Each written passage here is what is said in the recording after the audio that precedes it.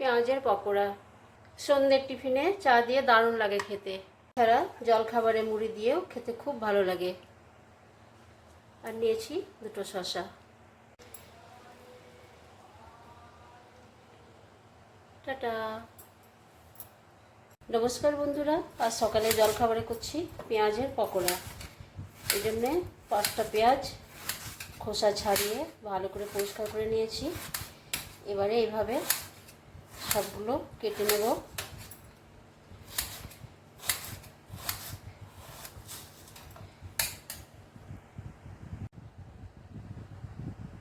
এবারে একটা কাচের বাউলের মধ্যে নিচ্ছি, মেখে নিতে অনেকটাই সুবিধা হবে। লঙ্কা নিয়েছি পরিমাণ মতো, যে যেমন ঝাল খাবেন সেই মতো আপনারা লঙ্কা ইউজ করতে পারেন। বেশ কিছু রসুন আর নিচ্ছি আদা রসুন থেতো করে নেব।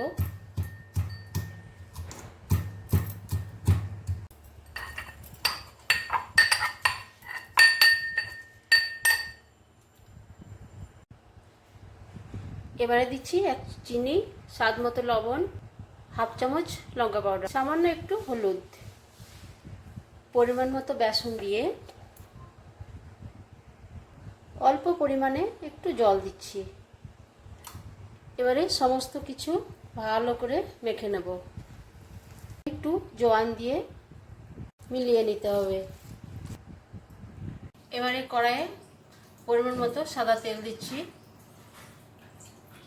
পকোড়াগুলি লো টু মিডিয়াম আছে ভেজে নিতে হবে।